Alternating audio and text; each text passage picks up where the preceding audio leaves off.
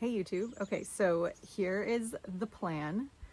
This video is going to be exploring some of my thoughts about information and attention, because that is a theme that has come up recently in at least two in-person conversations, and someone expressed wanting to hear more about what I had to say about it. And then also I'm going to tie that into an explanation of why my videos have always been and will continue to be infrequent, and maybe some a change in the type of content, just slightly, that I'm considering. So first of all, some thoughts on how I've been approaching the information that I take in, because recently I basically don't go on YouTube. Those of you who have YouTube channels, obviously you've seen when I comment on your videos, but that is like the extent of my consumption. Plus there's like 3 channels, which I will mention in a future video, that I watch to learn about gardening, and usually because there's like a specific thing that I want to look up their advice on, but that's about it. Podcasts, I'm basically like avoiding listening to anything, specifically stuff that is like collapse related, and I don't read the news anymore. I like definitely following, I'm not on looking at Reddit headlines. And what else there? Substack. I go on because my posts that I drafted a few weeks ago are continuing now to be published on a weekly basis, and so I go in to reply to other people's comments on them, but I'm only subscribed to one Substack that comes out maybe like, I don't know, at this point like 4 times a year. So it's a dramatic reduction of screen time, listening, viewing, reading in all of its forms. Especially compared to what I had been consuming over the past few years, and like since becoming collapse aware. And I'm happy with it, and I want to talk about what inspired that, and my current philosophy, which isn't necessarily the right way and can always change. I feel like one thing is that within a week or two of becoming collapse aware, this response that I just kind of impulsively had was to make a list of every single thing that could possibly go wrong, because I wanted to be able to look at it in my journal and just see the complete list of like, here's all of the bad things that can and probably will happen throughout the rest of my life. And somehow that was soothing, because then it felt like, and I think I said this before, like things, it doesn't mean that they won't be upsetting when they happen, but at least they definitely won't be surprising. And I can say already now, having spent, I became collapse aware in early 2022. So I'm 4 years in now. At this point, definitely not really surprised by anything. Sometimes the details are like, okay, I didn't see us doing, invading that country in this year or whatever, but in general, not surprised. And even the upset part, like I'll get to this later, but I think when I'm more regulated than other people around me, as a result of having done that exercise. And that also, that list is kind of what inspired a series of Substack posts that I created, where it catalogs a whole bunch of headlines from different categories, and it kind of gives you this overview of like, if you have not read the news since you were born, here's this dump of all of this stuff that's going on. And the intent behind that is that like, if you read all those posts, and I'll include them below, it's like, it's enough to get a gist of what's been going on. And then if you want to know what's gonna continue to happen, you just have to take all of that stuff and imagine it being more widespread and worse. And I also, in writing my Substack, I feel like it allowed all of my thoughts on this stuff to coalesce into like the pattern that I was observing. And now that the pattern became visible, I don't need to actually receive live data from the world to be able to anticipate what's going on, because it's just consistent with the pattern. And that's really what humans and the planet are doing at this point. We exist in a certain relationship with each other, and that relationship isn't really changing. For reasons that I explain in other videos, I don't foresee it changing, and so that just means that like it's just a domino effect that's been set into motion, and yes, it's taking time to play out, but it's we're kind of like locked into this track that we're on. I was just editing and I found a better way to explain what I was just trying to express. So it's almost like you'd spent your whole life somehow not being aware of like the cycles of the days and the years and aging, and then suddenly somehow I snapped into awareness back in 2022, and so I felt this strong but temporary urge to educate myself about like, whoa, what is this? And like, you know, for sure you have to go through a period where you are educating yourself, becoming informed, like, and also doing the emotional work and really like processing it, and not just like learning this on a surface level, but integrating it into how you see the world and how you approach your life. And so, you know, I guess it's like, if you understand what the days are, you're not going to like expect in wintertime, you're going to understand that the days are short and that you should not expect to plan to be able to do an outdoor activity in the daylight, in the late evening. It's all about like, you know, adapting to your new knowledge of how reality works. And also like, maybe you're not going to plan to become an Olympian when you turn 80. Like, you just have to kind of reorganize your plans based on the new information that has come in.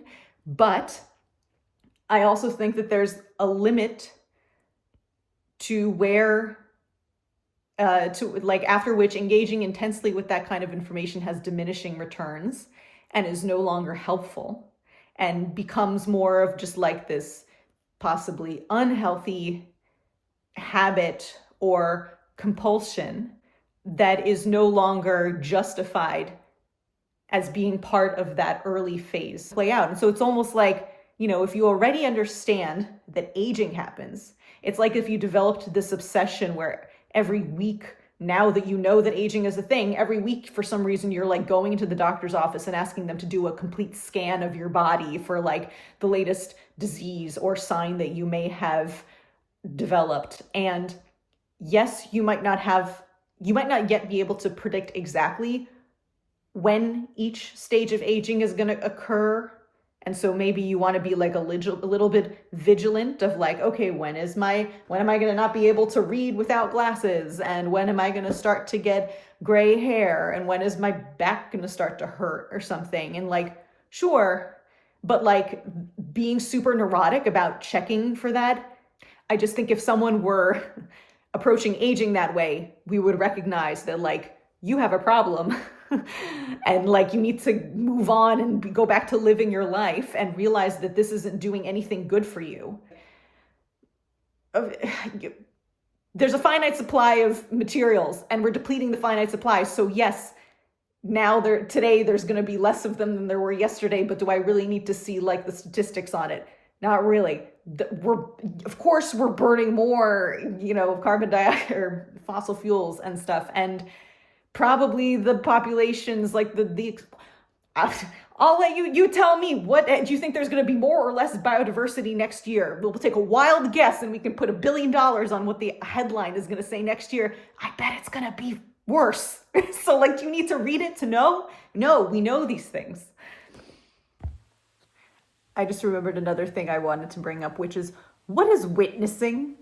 Like the other day, I've heard people say it, and someone mentioned it the other day when we were talking about information consumption and their argument for continuing to essentially, you know, you could say engage with the news, you could call it doom scrolling, and they were like, well, but there's value in witnessing. I should be witnessing. And like, what is the difference?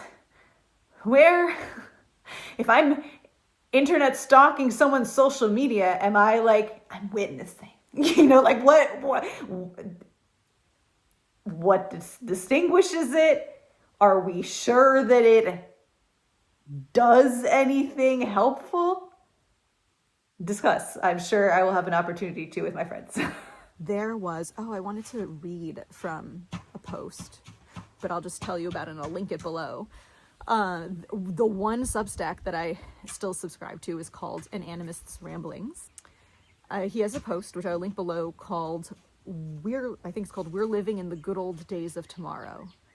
And in one section of it that I really appreciated was he has a bulleted list of like generic headlines where he basically says, and I think he's completely right, that every headline that you could possibly read for the rest of time that newspapers and news exist is going to be some variation of the following, 20, 50 things. This country attacks this one. This country suffers from resource shortages. In this country, the two factions of people, lob allegations at each other or whatever. And it's just, that's all of what it is. And it's just on repeat every day with slight variations. And he mentions, as you would guess from the title, that we're going to look back on the 2020s. And as hard as it might be to believe right now, like, we're going to look back at the 2020s and be like, man, life was so good back then. And we didn't appreciate it.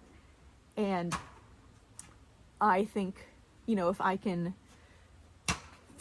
think toward the future and imagine myself in 2030 or 2040, 2050, am I going to be alive then? Are any of you? Who knows? But I don't want to look back and regret how I spent this time. And for example, I was not collapse aware in my 20s, which was the 2010s. And I have zero regrets about that. I am really glad for how I spent that time. I would not have wanted to know back then because it would have kind of ruined my fun. And back then it was still kind of possible to be not aware. I feel like at this point, everyone kind of has the dark cloud even if it's not in the front of their consciousness, like it's kind of creeping in no matter where you are and how secure you are in your life. And so I want to be not only behaving, but, mentally engaging and allocating my attention in such a way in my 30s that when I'm 40, I can look back and be like, and not feel like youth is wasted on the young. If I could have known what my 30s would look like, if I could go back in time, I would just not tell myself to behave any differently, but tell myself to be more grateful and to appreciate that, like, the way things are right now, it's not going to stay that way. It's evening me. I wanted to clarify, and I think I do again later in this video, that I'm just talking about content consumption here. So I'm not proposing or suggesting that I am going back into denial and going to start behaving like none of this is happening and living in some kind of like hedonistic way or whatever. I'm specifically talking about the like vice of scrolling and constantly listening to podcasts and videos and reading and being on Substack and Reddit and Spotify and YouTube and whatever your periodical of choice is, Guardian, New York Times, whatever, because I am pretty darn sure, like, I definitely don't look back on my 20s and wish that I had spent more time consuming content. And I'm pretty sure that I have consumed a sufficient amount now that I'm not going to look back on my 40s and been like, man, I should have dedicated more hours to that. I think there's value in revisiting and revising your world model.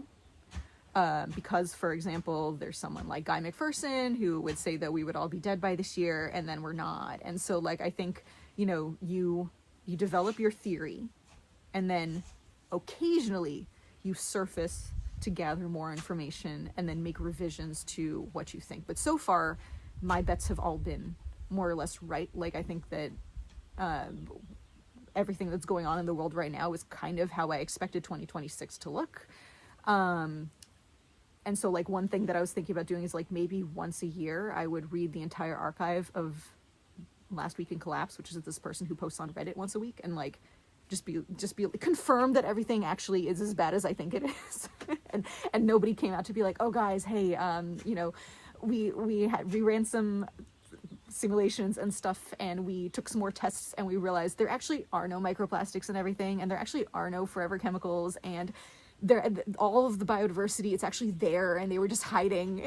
And all of the carbon dioxide in the atmosphere has actually just dissolved and dissipated and everything's going to be okay. So yeah, I'll check once a year to make sure that nobody has announced that. But otherwise, I'm pretty sure that I'm good at proceeding according to plan. And even if I'm not sure about the details, I'm confident that everything is impermanent, no matter what in the universe, that we are, operating an overshoot of Earth's carrying capacity. I'm pretty sure that over time I will experience declining access to the goods and services that are familiar and part of my normal existence today. And what else? Oh, and that if I make decisions without that in mind, without considering that a few years from now, certain things will be less accessible and therefore life won't have the conveniences and security that I have today. That would be the equivalent of trying to book a wedding venue in April 2020. Like, you can try, but it's not going to work out for you. What is actually useful? Because that's my focus. And you would think that if you narrow it down to that, like, okay, I'm just going to read what's useful, then that sorts it out. But even then, I kind of got into this discussion with my friends about disagreement over where you draw the line around what is useful. Because I think that people, if you want an excuse to spend more time reading and listening and watching, it's possible to justify certain content as being useful when I, with my stricter definition, would say that it's not. And so when I've mentioned this to my friends, it has come up on multiple occasions because I guess we think it's such an interesting topic to discuss. And one of them was trying to figure out, like, okay, well, what kind of information would you be interested to know? Because there has to be some kind of information that's still of interest. And another friend guessed and was like, well, what about the fact that apparently Trump recently decided to increase the amount of glyphosate that we're producing in the United States, which is a weed killer. And he thought that might be relevant to me because I'm hoping to work on a farm. I'm waiting to hear back about a few gigs. But even that, I said, well, here's the thing is, like, my job is going to be to show up every day and pull carrots out of the ground. That's it. It's a junior position. And I like that about it. I also liked during COVID being in a relatively junior position because I didn't want to be the person who was in charge of the museum that I was working at and having to make all these hard decisions about how to adapt. So I don't need to know it to be able to pull carrots out of the ground. Even if I were in a management position, it still wouldn't affect me because the farms, whichever one I end up at, they're all organic. They don't use glyphosate. So we would have been not using it before, and we would have continued to be not using it after. It wouldn't change anything for us. Possibly, I could see how maybe it would change, like, prices of things if it encouraged more people, like if the price of, I guess, because if there's more glyphosate, maybe it'll be cheaper, and then more farms would actually switch to being conventional or something, and then the price of, like, organic, are there even organic, or maybe, like, other types of weed control, like the cost of landscape fabric or something would go up. But then that's the kind of thing that, like, I would just deal with those repercussions as they arise if I were ever in that type of a senior position where it were somehow affecting the business. And also if the government ever mandates that all farms switch to conventional practices, that would probably we'd get a phone call or an email or a letter making it official, or everyone else in the industry in my area would be talking about it, and so I would find out that way. And so I just don't see any case in which that category of news would be something that I would need to know, and more importantly, would be worth spending however many minutes online on a screen, kind of sifting through all kinds of information that is going to impact me, even if not consciously, then subconsciously, so that I could find that 0.0001% of headlines that actually would impact how I behave. Worst case scenario, if I don't know about a thing and I show up at a party and everyone's talking about this latest headline and I don't know what it is, worst case scenario is I look ignorant and stupid, but I don't really care. Like, there's other character traits that I care more about demonstrating than knowing what's going on and what the latest headline is. Like, I think that is, when I was a kid in like elementary school and middle school, I was really kind of like a know-it-all and a show-off. How you might never guess, right? And so now I have this like aversion to being that person because I realize how obnoxious that is. And I would actually rather be the person that doesn't know, because then you give the other people a chance to fill you in on what you're missing out on. And they really like that. And so then you're just, without even trying, you're giving them an opportunity for them to feel informed, and you can give them a good feeling, and, you know, probably be interested in hearing their version of the story. And so I think that actually when there's someone in the group who doesn't know something, we could all win more. And then I wanted to pause for a minute and think and talk about this indigenous community that lives in the Amazon called the Pirahã. And also, that is my dad. We're establishing a new garden space in this area. And on Monday, hopefully, someone is coming in to install a 30 by 30 by 6 feet tall deer fence. And so he is just kind of marking the perimeter of where that's supposed to go, because we put down tarps to mark it, but it's been snowing consistently for the last many weeks, months, whatever.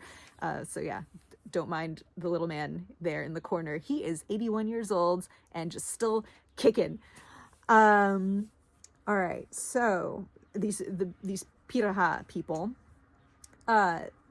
they really, really live in the present and are like ultra minimalists. And so I wanted to read some interesting facts. There's even more about them. So I read this book. It's called Don't Sleep, There Are Snakes, and by Daniel Everett, I believe. And he was originally a missionary. He went to stay with them to learn their language so that he could then convert them to Christianity. But then, spoiler alert, he ended up living with them for like 20 years and then becoming an atheist because their way of life was so compelling that like they converted him to their way.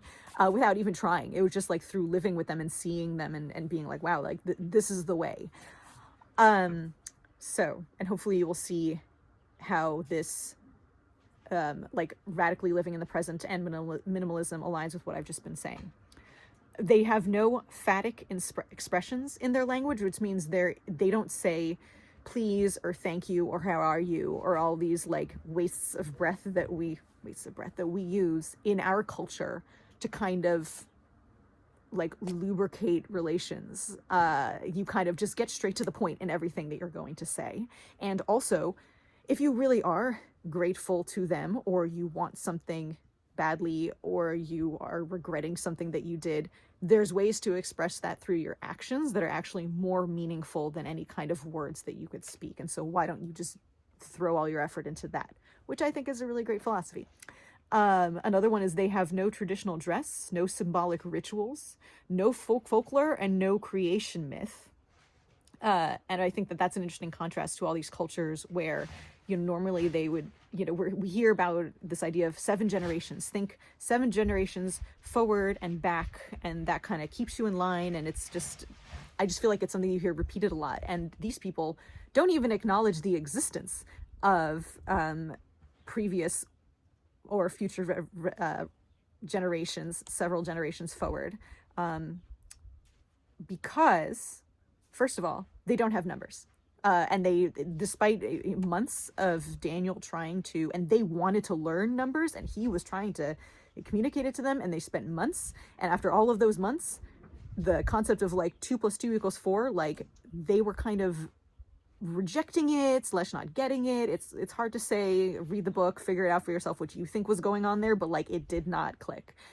So they don't have numbers, so they can't have 7 generations for that reason. And also because they only talk about events that's a currently alive eyewitness has seen. And so once, if you know, something might have happened 50 years ago, and once the last person who was alive to see it with their own eyes dies and can no longer tell the story, you stop talking about it. And that kind of avoids having any type of like, on the one hand, it's like a distrust in hearsay. That was also a thing that the missionary went through, was like trying to explain science to them, and then they would be like, well, but have you seen an atom? And like, if you haven't seen it and I've never seen one, and like it doesn't really, maybe it influences how we exist or whatever, but maybe it doesn't. And like, science for science's sake, and the way that we educate, like so much of the information that you receive in school and then as adult in your day-to-day life are things that like someone else found out and is then just, you know, like, trust me, so and so was the 16th president, and you're supposed to, and there's value in knowing that, supposedly. And they would call that into question. Basically, the only type of information that gets passed down is the stuff that is relevant to surviving in the present. And the people who, you know, like, obviously, even stories, like, if you were part of an experience, it's more fun to tell when you were there for it. And then it kind of maybe loses its power, and how can you know that it was true? And also, like, strategies that can be verified hands-on. So like, if there's a particularly good fishing strategy, that is going to remain alive in their culture because they're going to be using it every day, and it's going to remain relevant. And so that kind of thing makes it through the evolutionary bottleneck of information and culture within this society, because then essentially everything is continually expiring and resetting in their world. Also, in terms of things that for us that would be very emotional, they kind of have marriage or cohabitation. Like, people will form temporarily monogamous couples and live together, but then if people are interested in someone else, basically what happens is like the wife from this couple and the husband from that couple will like go off into the woods together for a few days, and the existing spouses have 24 hours to vent and lament and make a scene and be all emotional about it. And then once, after a few days, that new couple, newly formed, comes back into the village, you're supposed to get over it and just like move on, because they're not changing their minds. And so it's better for everybody if you also just get over it and find something new to be excited about, or whatever. And like, I think that is an extremely practical way of approaching it. It just, in all realms of their existence, they just don't hold any kinds of grudges, because how is that helping you? Slightly bad behavior does get punished. They will withhold food from you. So if you had a small transgression, everyone knows how to hunt, but they will take your hunting tools away so that you are not capable of going out and joining them. And then when they come back from their hunt, they won't share with you. But within this culture, they regularly skip days of eating anyway, because they're so chill and so relaxed, and like their philosophy is, again, so much about enjoying the present, that there will be days when they're just like, we could all go out on another fishing trip today, or we could go into the woods to try to spear a jaguar, but what if we just like hung out and told jokes and took naps, and everyone will be like, yeah, that sounds good. Let's just do that. I don't really care that my stomach is rumbling, and I'll just like, we'll be able to eat whenever we decide to eat again. So why shouldn't we just enjoy all of today being like lazy, except that they're not lazy because they're super skilled at everything that they do, and they do work hard. But they just know how to like take time off and prioritize other things, and maybe not worry so much about, not be afraid of discomfort or death or anything like that. And then if someone is really a problem, they do ostracize them, which then results in that person dying. But they really don't have any need to have like, you know, enforcement of norms, because every day you just see how well everything works for them. Like I said, like they converted the other person who came to stay with them, essentially, just by seeing how fine everyone is. Not that they're, and I'll get to this, like they do suffer, but like overall it's a good model that they have. And so there is no reason to kind of rebel against it. It's just understood that this is working in everyone's favor and everyone is doing all right. And yes, sometimes someone does something that upsets you, but then you get over it and we go back to things being okay. And so yeah, that's that. They also don't really offer each other a ton of practical assistance. So it's on everyone to carry your own weight. And I think that if you were to like ask someone to help you with something, they would be like, what, you can't do it yourself? and which is funny because in our culture, like, oh, it's neighborly to, if someone is carrying heavy boxes out of their car into their house, like you're supposed to offer assistance. But I think like if I were to apply what seems to be their philosophy to that, if it would be absurd, because you would be like, what, their arms work? And so it's just this idea of like, you need to be capable of taking care of yourself. Now, that being said, they do everything together. Everyone goes hunting together, but it's just expected that you're like independent together. And that actually works out for the best, because then no one is especially vital.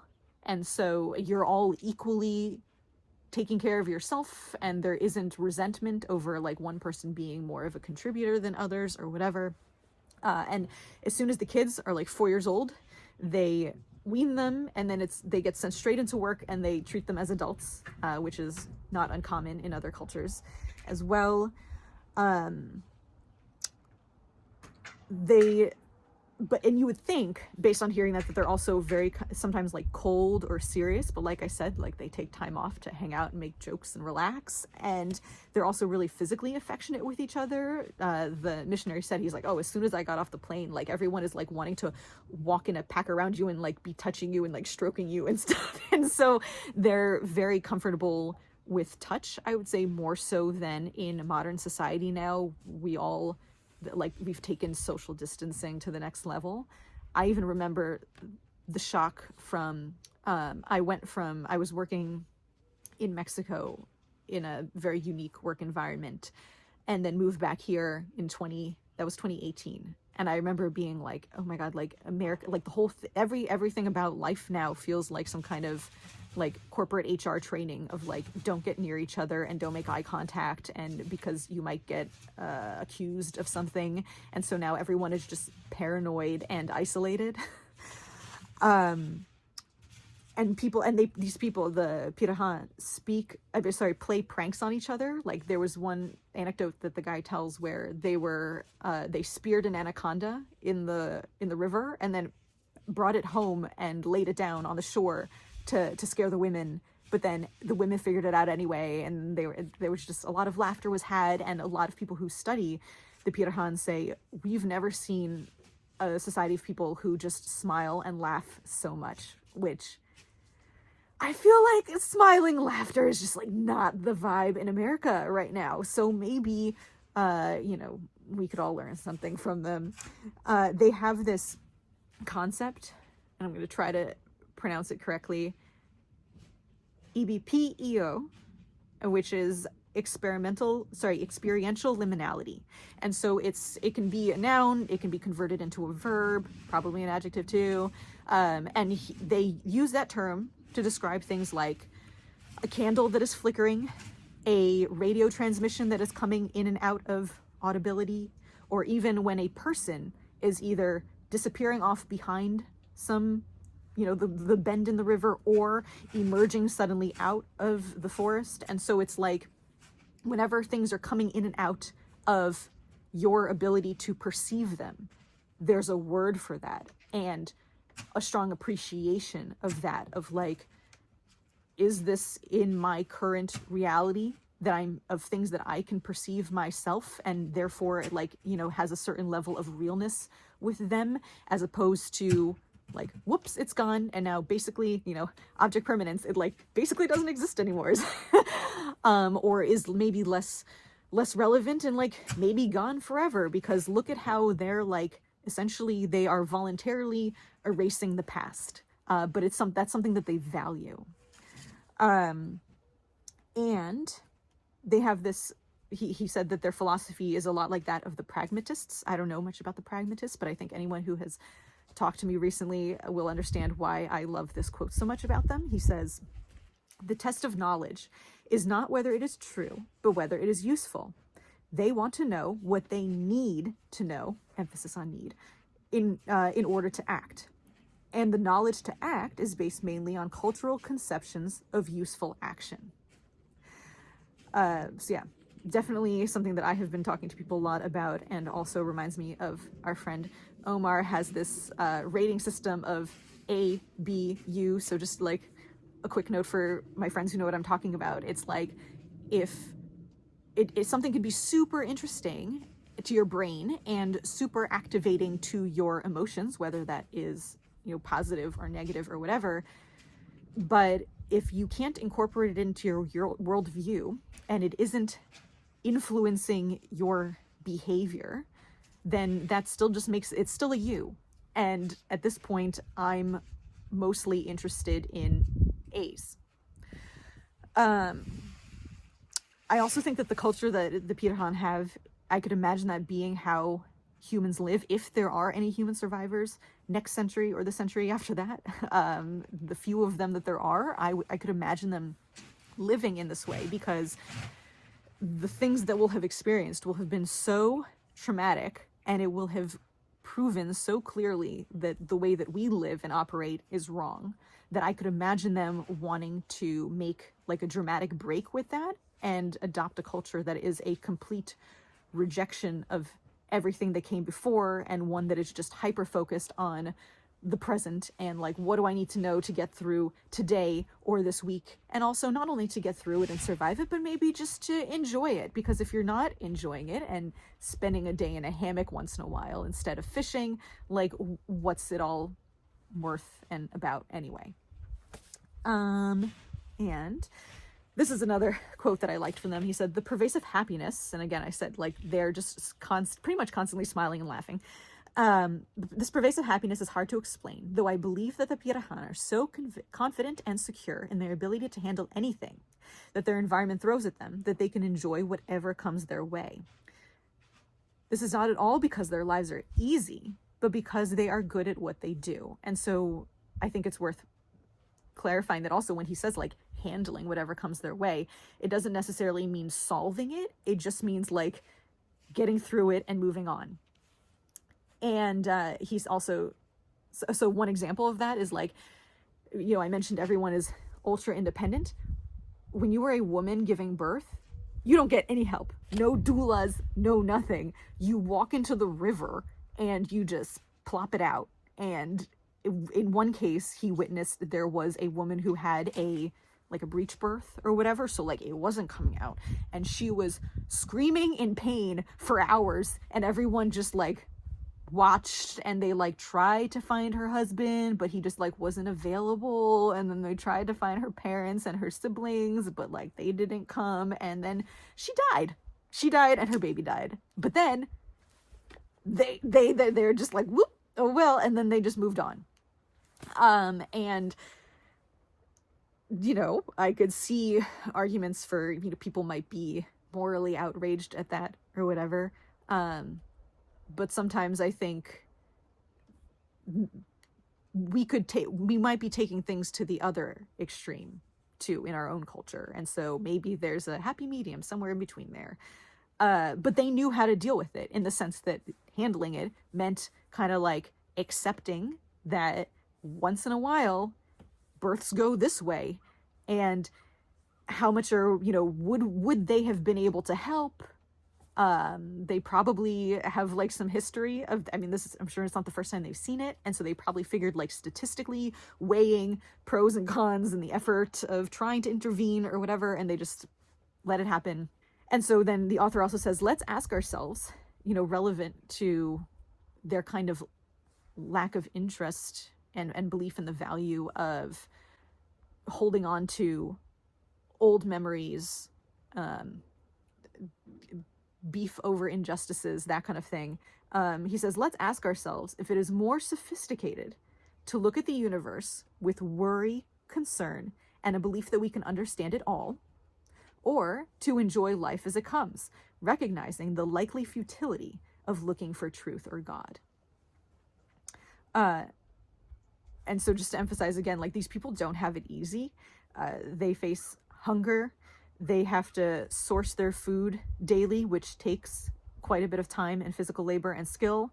They totally are prone to contagious disease. Malaria happens for them. Probably all kinds of different maladies happen. And when the missionary's there, sometimes they will like request or accept modern medicine from him to treat that. But often, I'm sure there have been times where over the ages, especially before the emergence of modern medicine, like if you get a parasite that's fatal, like you've got it. And they do have like I said, like relationship drama. It's just that they get over it very quickly.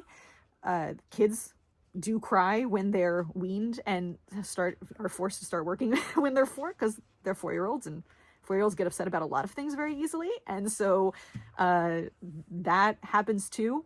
But they just don't respond to it in the same way that we do. They also experience violence from other human groups and from other human species, like a jaguar attacking someone. And death is very much in their reality, more so than it is for us. Like, we rarely witness that, but for them, it's just like, I think there's like 400 people and from different generations, and so I guess like statistically, like probably there's a few people dying every year, and they're there for it, and they see it happen right in front of it, and they deal with the body, and yeah, they don't let it get them down the same way that we might be prone to. And that's the final thought that I wanted to close with on that, is that I think that currently a lot of Americans and people in developed countries are experiencing anxiety and depression. And I think, yeah, there's probably, some neurochemical basis for that, but it's also a matter of the circumstances that we find ourselves in. And that, I think the Pirahã would not recognize that as a valid excuse of like, well, life is just really hard right now and the conditions are rough, and, there's all these screens and a loneliness epidemic and economic struggles. And they would be like, yeah, and my brother just died yesterday of malaria, so and it's just, I think we underestimate how much of this is actually in our power to decide what you pay attention to, what you let affect you. That being said, I don't want to like invalidate anyone's mental illnesses, but that's what I got from this book, is this suggestion that like, and it's ultimately an empowering one, of things are going to get a lot worse, and they're actually relative to the future. The present is really, really good, and maybe one could decide to focus on the positive a little more. And I had one other reason that I've like changed the amount of information that I'm consuming is that I had this nightmare recently where I was back in college, and like I had a lot of fun in college, went to a lot of frat parties, and I don't regret that at all. And I'm really glad that I decided to spend my time that way, as opposed to, I was also a very good student, but I'm glad that I didn't throw myself as fully into academics as I could have. And so in this nightmare, it's the end of the semester, and one of my best friends shows up in my dorm, and we were just chatting, and I was saying to him, I'm so sorry that I spent this whole semester with my nose in my book, and next semester for sure, like, I've learned my lesson. This sucked. I regret that I didn't come see you guys more, and next semester I will be at your apartment every week.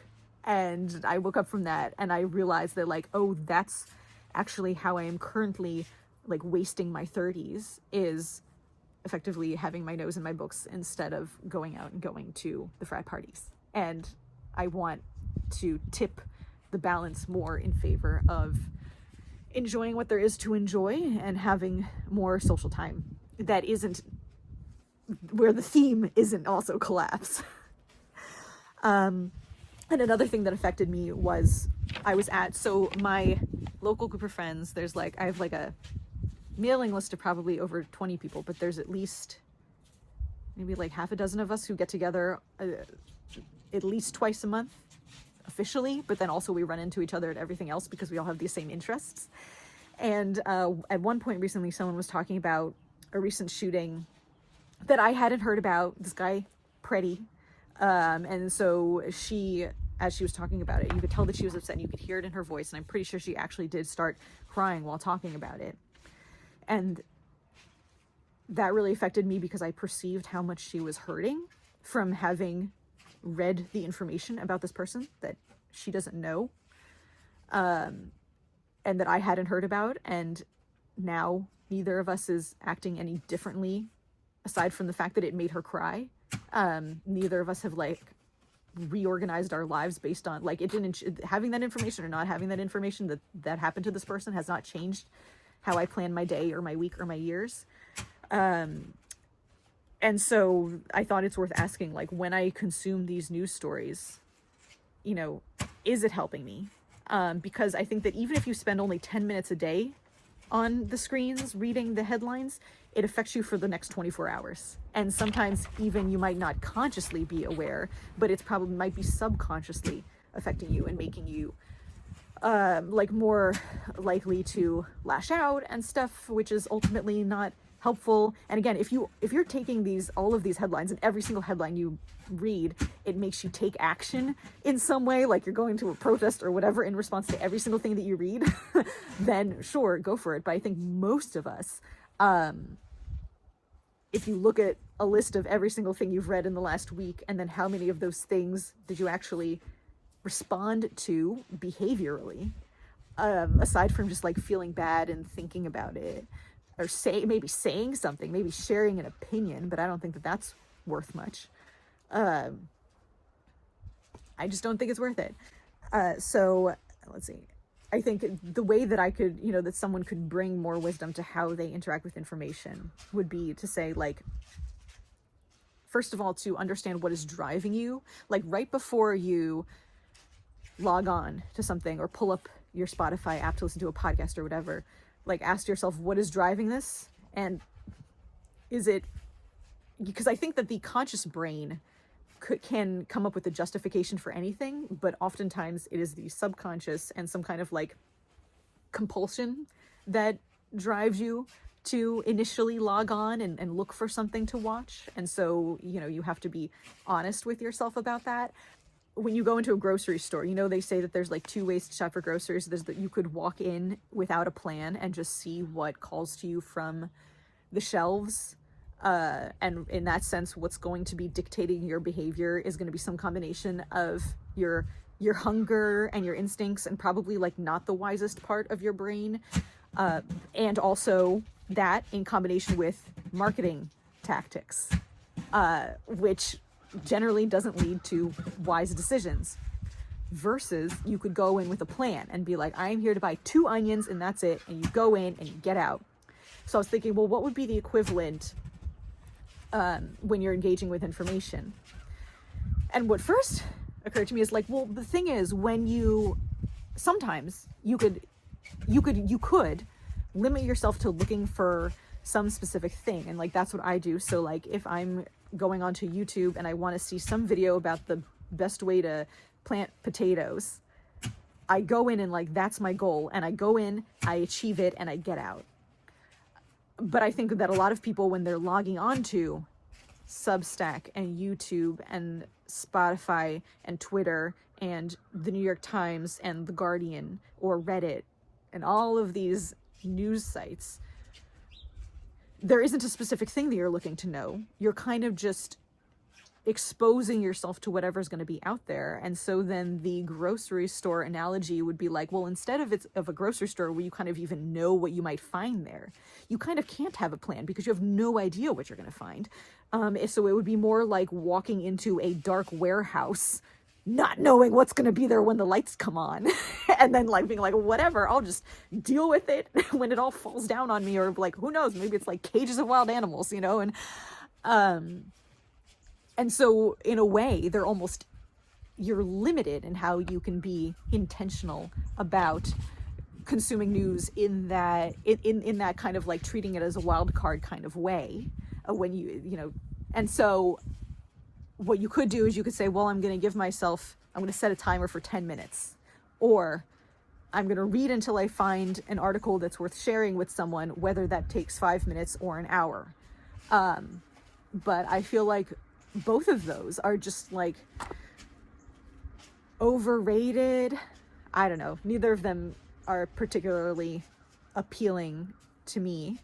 And maybe a first step is just to bring more mindfulness to it and have like a dedicated notebook where before you log into any news source, you just take account of like, where's my mind at right now? What's at the top of my mind? And how's my body feeling? And like, what types of hormones do I feel like I'm experiencing right now? And then when you finish, you also record your state and how much time did you just spend on a screen or listening to something or whatever, and how does your body feel now? What's on your mind now? How's your mental health? Has anything changed? Has this, like, what did you achieve, do you feel? Even though maybe you feel like you spent, you say you spent an hour listening to a podcast, and from that podcast there were like 3 sentences that were really insightful. Are you going to remember those 3 sentences in a week? And is there going to be more stuff? It's just like a constant fire hose of information. Is it just all going to get washed away? So just some final thoughts on information intake before I shift to me and my information output through this channel. I want to clarify also that I don't see this as burying my head in the sand and going into denial, because I've already done so much in response to what I've learned since becoming collapse aware in 2022.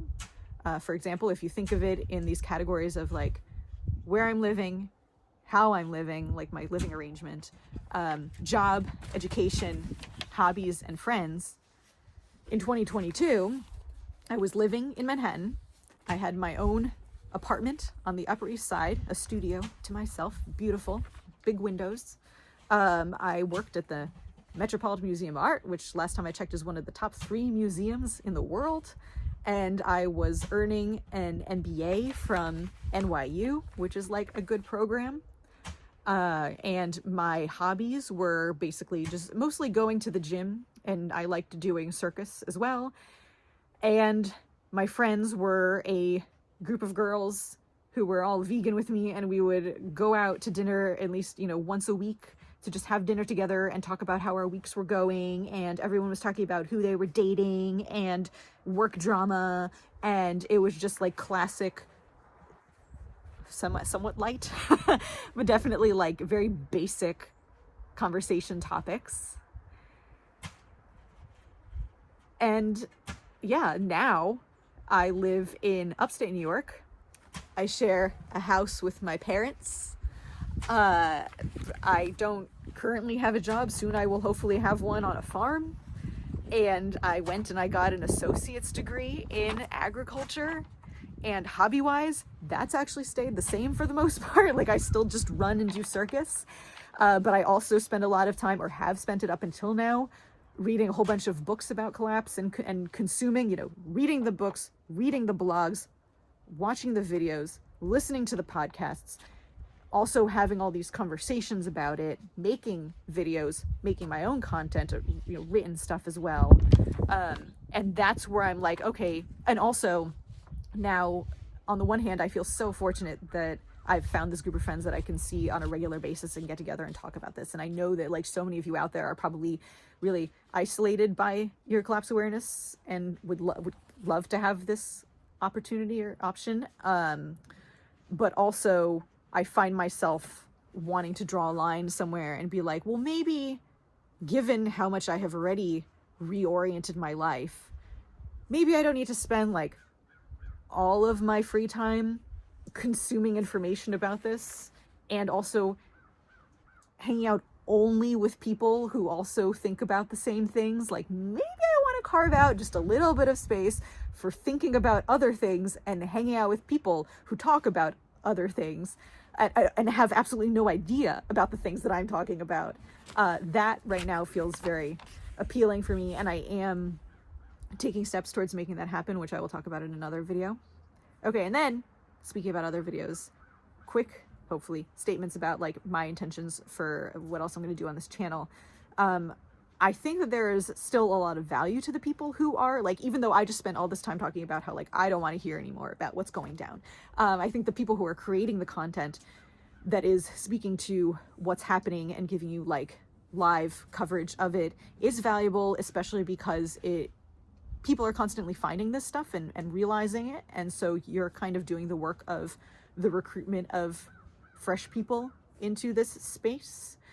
And so that's referring to, and I will link these channels below, but like Gooby and Dooby, The Truth Wizard, and also this person, Emma Solimano, who you commented on one of my videos, and I finally just followed up and looked at your channel, and you have a whole bunch of videos. And now I'm like, oh, wow. It's a few years ago, I wish that there had been more millennials in this space, because like all I was finding was people who were like 60 plus talking about this stuff. And now here I am able to list some other millennials that you can go towards. And so, and also Emma is a female, and that's even more rare, unless you count like Rachel Donald, I guess, as well. And so part of me is now intrigued by your channel and wants to listen. And yet at the same time, I'm like, but I just said I don't want to watch any more of this stuff. So for now, it is bookmarked, and I'll probably get around to it.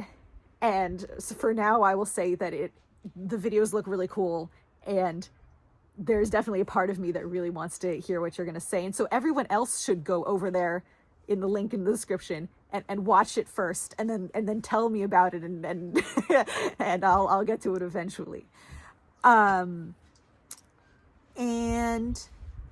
so one thing that I'm going to do with the next few videos, I have probably 3 more planned.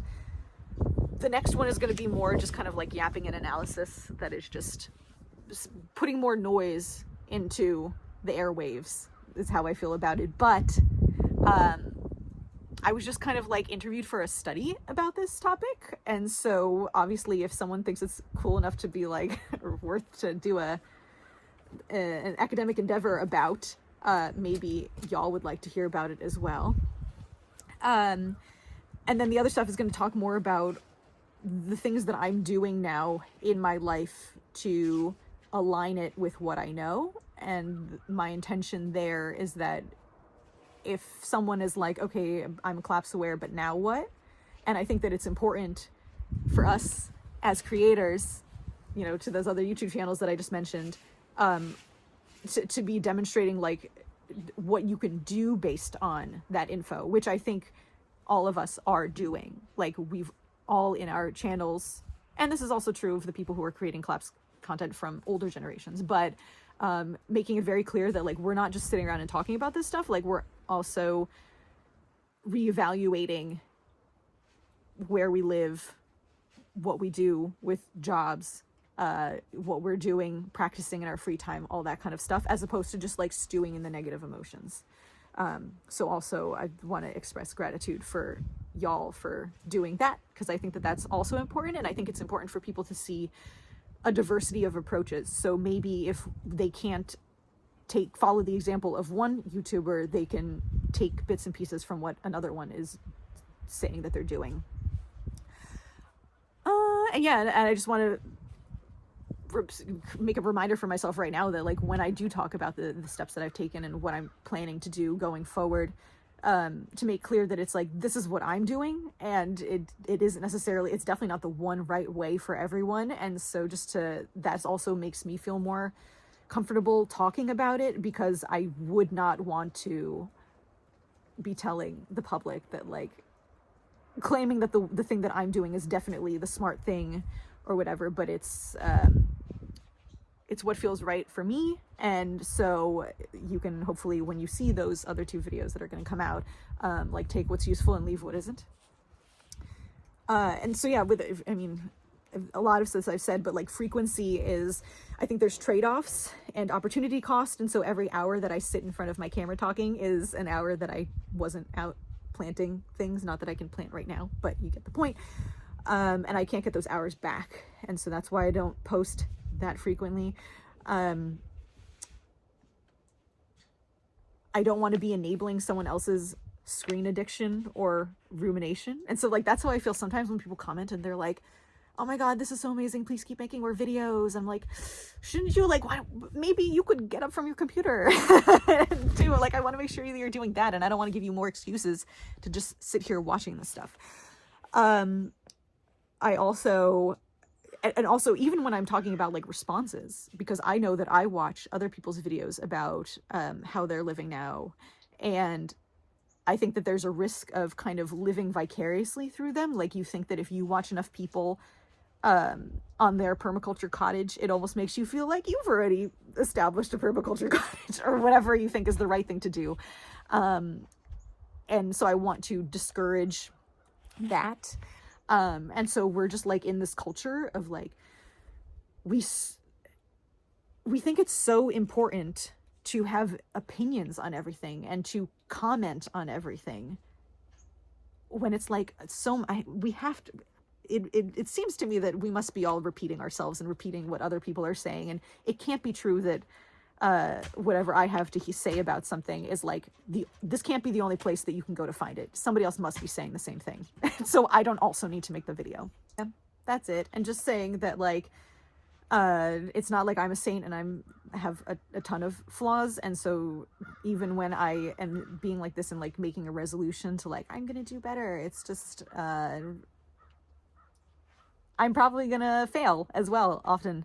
But at least I'm having the thought and sharing it so that other people could be inspired.